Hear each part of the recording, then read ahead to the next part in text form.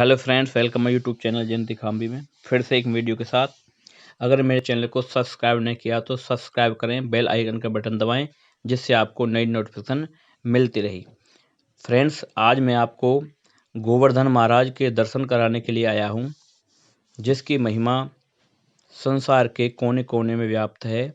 गोवर्धन महाराज, आइए सबसे पहले हम चलते हैं दान घाटी गोवर्धन महाराज। आइए अब भव्य दर्शन आपको कराते हैं। ये इसका मेन गेट है जहाँ पर श्रद्धालु भक्त लोग एंट्री करते हैं, लेकिन ये दूसरा गेट है। अगर इसके अंदर आप जाते हो तो भगवान के अन्य दर्शन भी आपको प्राप्त होते हैं। यहाँ से सीढ़ियों से उतरकर आप मंदिर के प्रांगण में प्रवेश करते हैं और भगवान के भव्य दर्शन देखने को आपको मिलेंगे।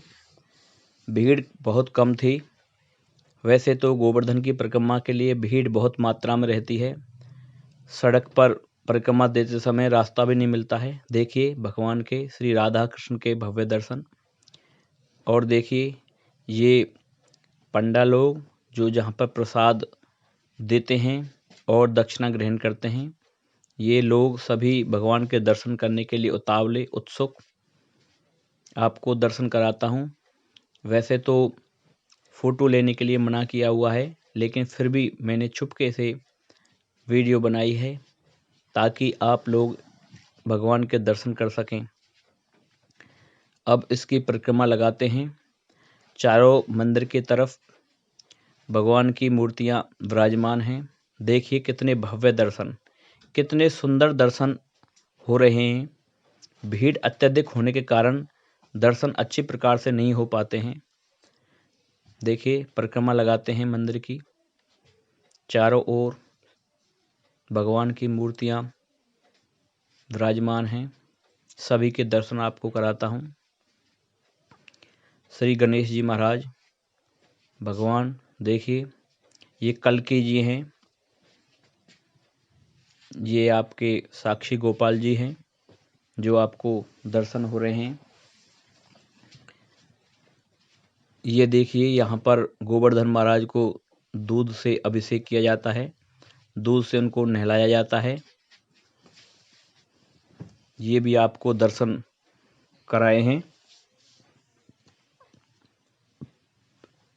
ये देखिए इसके बाद ये ललिता कुंड है जो भगवान राधा की जो सखी है। अगर आपको राधा कृष्ण के दर्शन करने हैं तो ललिता सखी से अनुमति लेनी होती है, क्योंकि यही उसकी प्रमुख सखी है।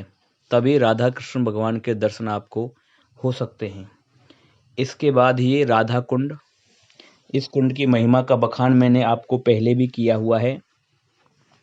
राधा कुंड कार्तिक मास की अहोई अष्टमी के दिन इस कुंड में स्नान करने के लिए भक्त लोग आते हैं। इसकी महिमा बहुत दूर दूर तक व्याप्त है, क्योंकि इस कुंड को भगवान श्री कृष्ण ने अपनी बांसुरी से खोदकर बनाया था।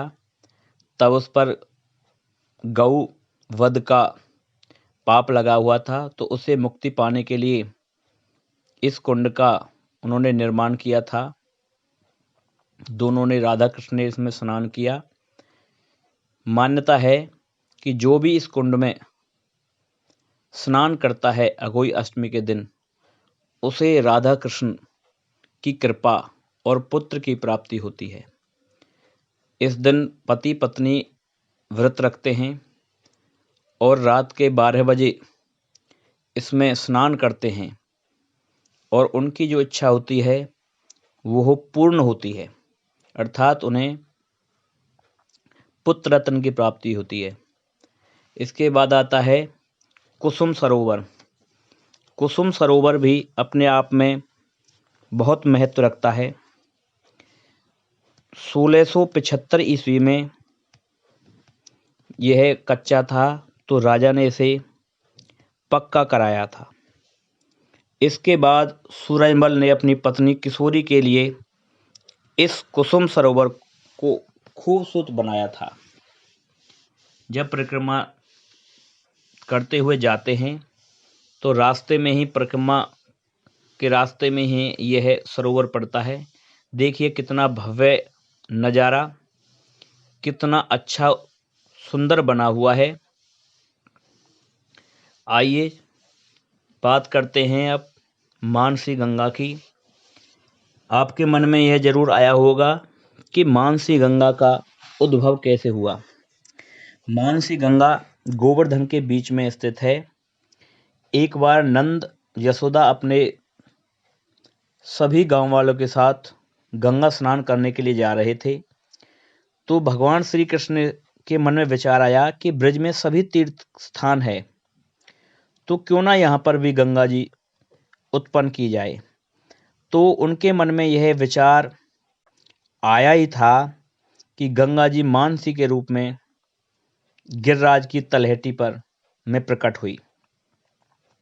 सुबह सभी ने देखा तो सभी प्रसन्न हुए और कृष्ण भगवान जी ने कहा कि सभी तीर्थ इसी में हैं, आप इसी में स्नान कीजिए। तो सभी ने उसमें स्नान किया।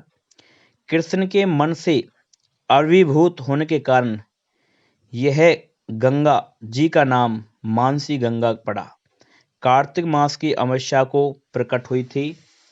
इस दिन इसमें स्नान करने से मनवांछित फल मिलता है। इसके साथ ही भगवान गिरिराज जी विराजमान हैं, जहाँ पर पूजा अर्चना की जाती है। भक्त लोग दर्शन करने के लिए आते हैं और मनवांछित फल प्राप्त करते हैं। तो मानसी गंगा का इस प्रकार से उद्भव हुआ था। यहाँ पर बहुत बड़ा मेला लगता है। गंगा में स्नान करने से बहुत पुण्य मिलता है। स्नान करते करते भगवान का नाम लेते रहना चाहिए।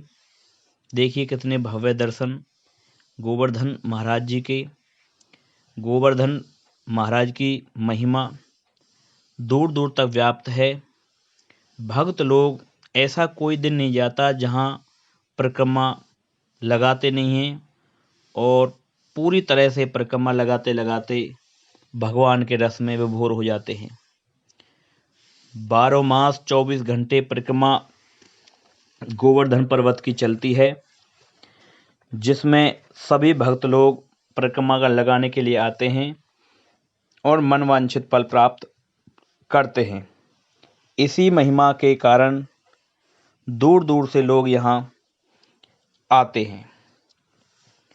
परिक्रमा पथ में एक कुआं पड़ता है, जिसकी महिमा का बखान किया गया है। उनके दर्शन भी हमें करने चाहिए। अब को प्रश्न आता है कि ये गोवर्धन पर्वत यहाँ पर कैसे विराजमान हुए, क्या इसका कारण है। तो इसकी भी कथा है। पुलस्त ऋषि जी जब वहाँ से जा रहे थे, गोवर्धन पर्वत के पास पहुँचे तो उसकी सुंदरता को देखकर वे बहुत मोहित हुए और मंत्रमुग्ध हो गए। द्रोणाचल से निवेदन किया कि मैं काशी में रहता हूँ, आप अपने पुत्र को अर्थात गोवर्धन जी को मुझे दे दीजिए, मैं अपने पास वहीं ले जाऊंगा। तो उन्होंने कह दिया कि ठीक है, आप ले जाओ। तो गोवर्धन महाराज जी ने कहा कि यदि आप मुझे ले जाना चाहते हो, यदि आपने मुझे कहीं जगह रख दिया तो मैं वहाँ से आगे नहीं जाऊंगा। तब गोवर्धन ने कहा कि मैं 2 योजन ऊंचा 5 योजन चौड़ा हूँ, तो मुझे आप किस प्रकार ले जाओगे। तो उन्होंने कहा कि मैं अपने तप के बल से आपको ले जाऊंगा। तो ले जाते समय पर्वत ने अपना भार बढ़ा दिया और उसमें वजन हो गया। ऋषि जी थक गए तो उन्होंने वहीं स्थापित कर दिया। और जब उसे ले जाने लगे तो पर्वत ने मना कर दिया कि मैं अब नहीं जा सकता, कि मैंने ये शर्त रखी थी, जहाँ आप मुझे रख दोगे तो मैं उससे आगे बिल्कुल नहीं जाऊंगा। ऋषि के बार बार हट करने पर तो ऋषि ने उन्हें श्राप दे दिया कि आप यहीं रहो और आप एक एक तिल के समान आप घटते रहोगे और एक दिन आपका समूल नष्ट हो जाएगा। तो उस दिन से यह पर्वत तिल के समान प्रत्येक दिन घटता रहता है। यह बहुत ऊंचा था, यानी कि 2 योजन ऊंचा, 5 योजन चौड़ा, लेकिन बहुत कम है। यह पर्वत वही पर्वत है जिसके इंद्र का घमंड तोड़ने के लिए भगवान श्री कृष्ण ने अपने ब्रज ग्वाल वालों की रक्षा के लिए अपनी उंगली पर धारण किया था। तब जाकर इंद्र का घमंड चूर चूर हुआ था। ये वही पर्वत है। दूर दूर से लोग इसी पर्वत की परिक्रमा देने के लिए आते हैं और अपना मन वांछित फल प्राप्त करते हैं। गोवर्धन पर्वत मथुरा डिस्ट्रिक्ट में पड़ता है। किसी भी साधन के द्वारा, रेल, बस या किसी भी साधन के द्वारा आप यहाँ आ सकते हैं। इसकी महिमा लोगों को यहाँ बरबस खींच लाती है।